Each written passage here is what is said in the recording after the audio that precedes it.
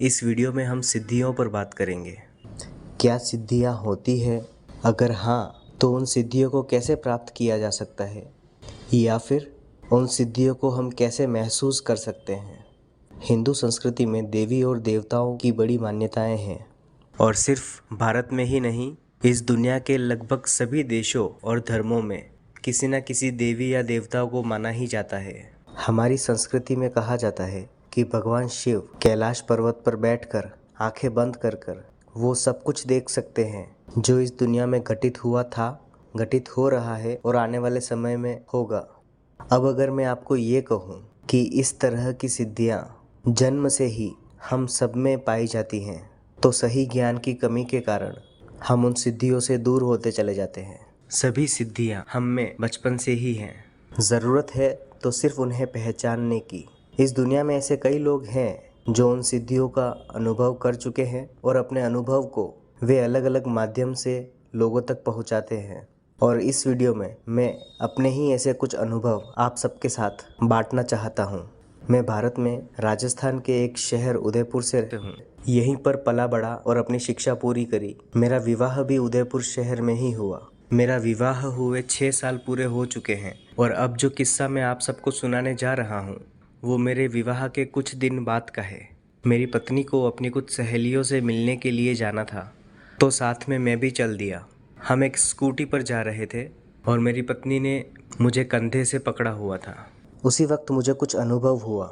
मुझे ऐसा लगा कि मेरी पत्नी अपने मन में ये सोच रही है कि वो जब अपनी सहेली से मिलेगी तो उसे गले लगाएगी। स्कूटी चलाते हुए ही मैंने अपने पत्नी से पूछा कि क्या तुम अपनी सहेली को गले लगाने के बारे में सोच रही हो? तो उसने कहा हाँ। यहाँ पर मैं ये कहना चाहूँगा कि ना सिर्फ मुझे अनुभव हुआ कि मेरी पत्नी अपनी सहेली को गले लगाना चाहती है, बल्कि जब वो अपने मन में इस चीज़ के बारे में सोच रही थी, वही विचार मैं भी देख पा रहा था। किसी और के दिमाग में चल रहे विचारों को उसी स्पष्टता के साथ देखना संभव है। चलो, ये तो एक किस्सा हो गया। ऐसे कई सारे किस्से मेरे साथ हुए हैं, और ऐसा ही दूसरा किस्सा जो मैं आप सबको बताना चाहूँगा वो मेरी बेटी से जुड़ा हुआ है। मेरी बेटी आज 1.5 साल की है, और कुछ दिनों पहले हम रात में सोए हुए थे और मेरी बेटी अचानक से रात को जगी और रोने लगी, जैसा कि अक्सर काफ़ी बच्चे करते हैं। मैंने अपना हाथ उसकी पीठ पर रखा और उसे थपथपाते हुए फिर से सुला दिया। मैं अभी पूरी तरह से सोया नहीं था, आधी नींद में ही था, और मुझे फिर से एक झलक दिखी। उस झलक में मैंने देखा कि मेरे एक कज़न भाई मेरे घर के बाहर खड़े होकर मेरी बेटी को आवाज़ दे रहे हैं। उन्होंने मेरी बेटी का नाम लिया, काशू।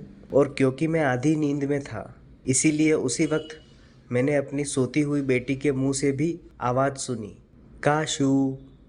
इसका मतलब साफ है कि जो झलक मैंने देखी वो कुछ और नहीं, मेरी बेटी के मन में चल रहा सपना ही था। इन दोनों किस्सों में मैंने अपनी पत्नी और अपनी बेटी को छू रखा था। वो शारीरिक रूप से मुझसे जुड़े हुए थे। और अब जो किस्सा मैं आप सबको बताने जा रहा हूँ उसमें कई किलोमीटर दूर होने के बाद भी मैंने किसी के विचार को समझ लिया। अब ये बात आप सबके सामने रखने वाला हूँ। मैं अपने घर से लगभग 25 किलोमीटर दूर अपनी नौकरी पर था, और जैसा कि हम सब अपने मन में किसी को याद करके उससे बातें करते रहते हैं, वैसे ही मैं अपने मन में अपनी पत्नी को याद करके उससे बातें कर रहा था।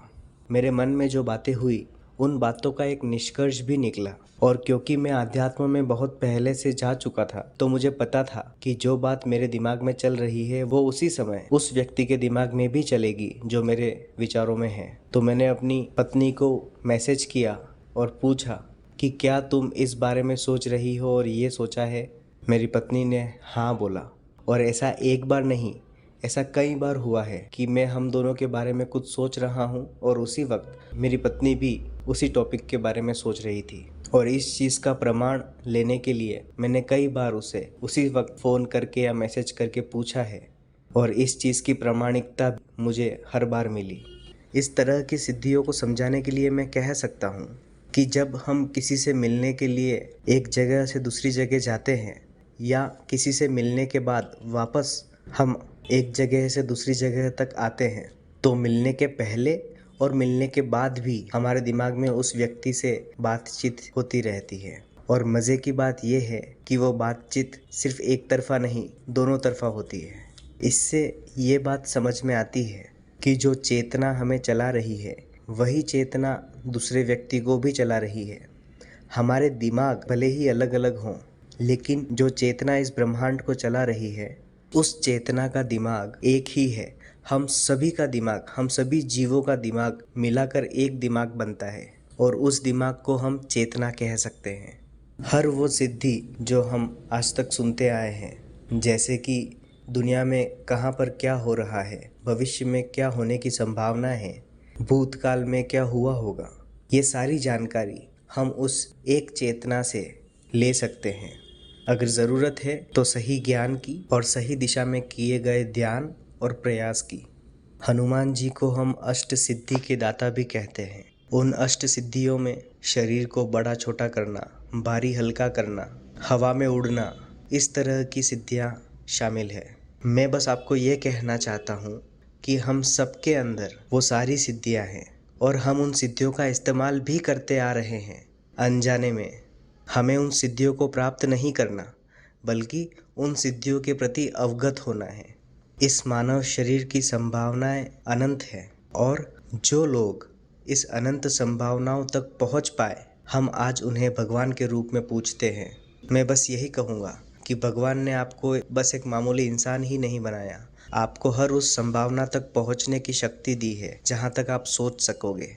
अंत में बस इतना कहूँगा कि अगर आप मानते हो कि ये सब सिद्धियां हासिल करना संभव है, लेकिन आपको नहीं पता कि कैसे हासिल करना है, अगर आपको पता है कि जो जीवन हम जी रहे हैं उससे बेहतर जीवन भी जिया जा सकता है, लेकिन आपको नहीं पता कि शुरुआत कैसे करें और आपको एक गाइड की ज़रूरत है, तो आप मुझे स्क्रीन पर दिए गए डिटेल्स पर कांटेक्ट कर सकते हैं। एक बेहतर भविष्य की कामना के साथ संभावनाओं में आपका स्वागत है। धन्यवाद।